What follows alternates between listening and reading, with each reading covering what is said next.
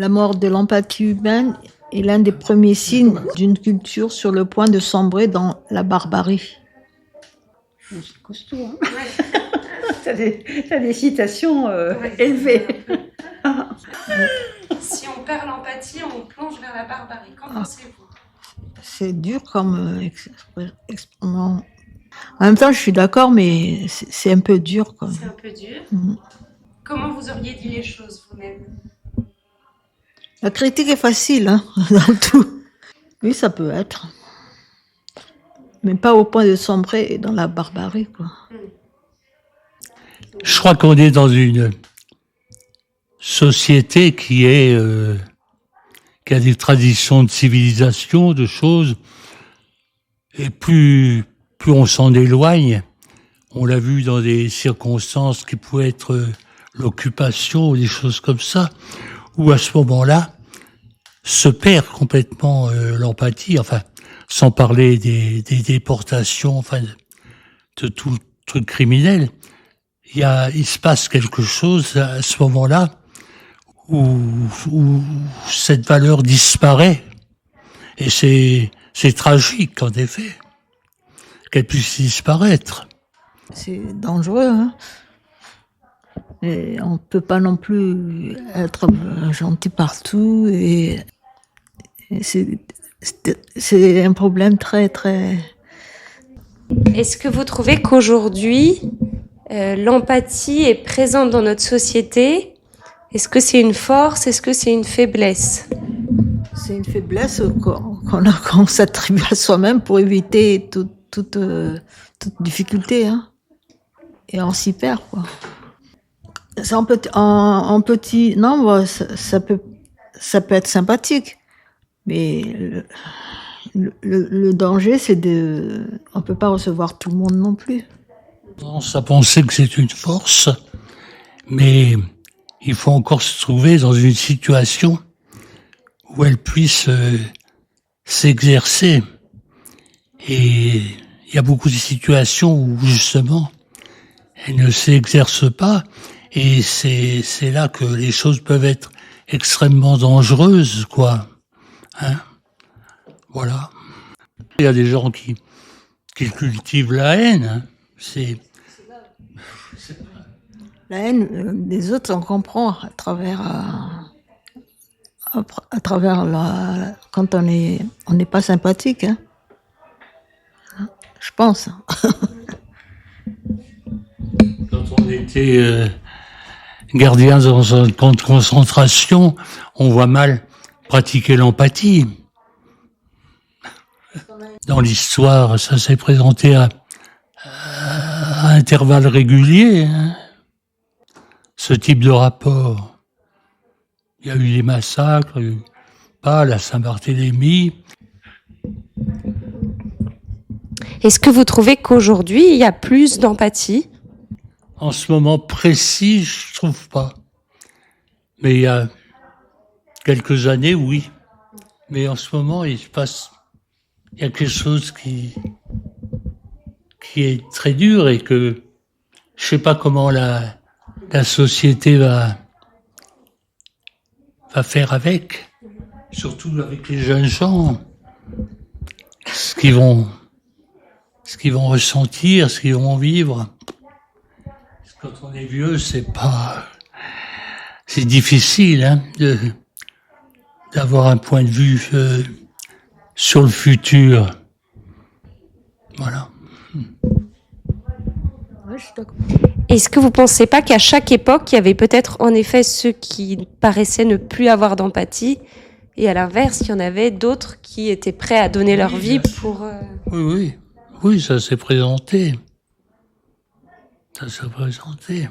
Si vous sortez une phrase, tout de suite, il vous arrête en disant, mais vous êtes déjà passé par là.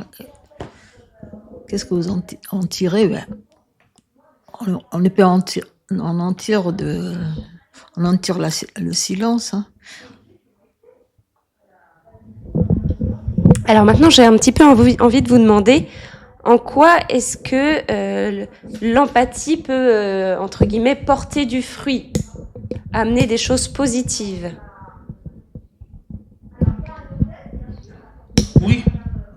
En quoi? Ben, en ce que on tient compte de l'existence de l'autre et qu'on le voit pas. Vous comprenez? Enfin, il y a eu des moments où justement on a massacré des gens dans certaines circonstances et l'empathie dans ce cas-là signifie le refus de cette solution de facilité, quoi, qui consiste à supprimer la personne qui n'est pas d'accord avec vous. Alors donc, mais c'est vrai que il faut pas que les choses aient atteint un niveau de violence tel où ce système de compréhension de l'autre fonctionne. Voilà, je sais pas, je me rends pas compte vraiment. À mon âge, j'ai des souvenirs personnels. J'avais 3 ans au moment, mon père était officier de marine. Et à 3 ans, j'ai souvenir du sabordage de Toulon. C'est-à-dire alors que un enfant qui n'a pas vécu dans ce climat-là, souvent n'a pas de souvenir avant 6-7 ans. Moi, j'ai des souvenirs très précis de l'occupation allemande, j'ai des souvenirs très très précis de ces choses-là. Enfin, oui. Donc, à ce moment-là, l'empathie est importante pour surmonter cette violence. Mais c'est un vaste programme. Il ne faut pas non plus que on pense, mais il y en a qui font le contraire de ce qu'ils montrent pour être sympathiques, pour montrer aux autres que la sympathie existe chez cette personne, quoi. Je ne sais pas si vous comprenez. Si vous avez un exemple. Quand vous arrivez dans un endroit et que vous dites bonjour à tout le monde alors que vous savez pas comment ils sont, il y a tout de suite le jugement qui vient, quoi. C'est ça. Je pense aussi qu'il y a ce qui est le noyau familial, c'est-à-dire que si l'enfant se sent porté par l'amour des parents, il y a empathie. Si c'est un phénomène inverse qui, hélas, existe, il ne saura jamais ce que c'est que l'empathie, parce que tout sera une défense. Là, c'est très important, la petite enfance et la famille, enfin le noyau familial.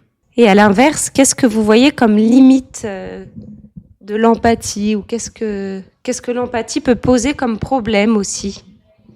Être gentil. Et c'est un problème? Ouais. C'est quand, par exemple, vous êtes sympathique avec tout le monde, ça amène l'autre côté de je sais pas, c'est le contraire. Je n'arrive pas à expliquer ça. La gentillesse peut basculer à la méchanceté aussi, hein, quand on est trop gentil. Oui, mais parce que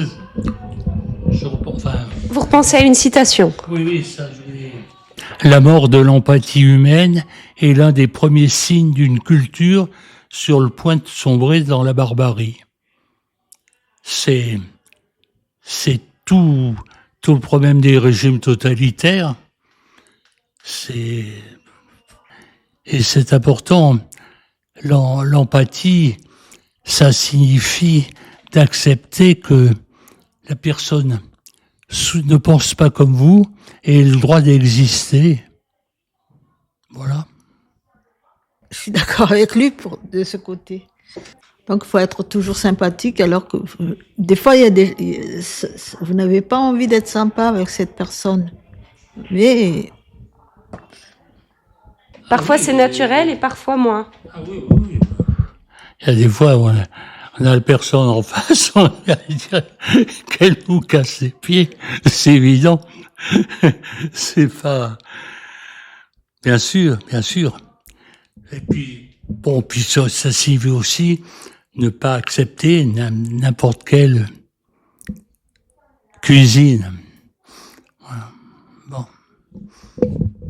Parfois c'est un peu un choix, finalement. Et alors maintenant j'ai envie d'actualiser un peu à notre société aujourd'hui.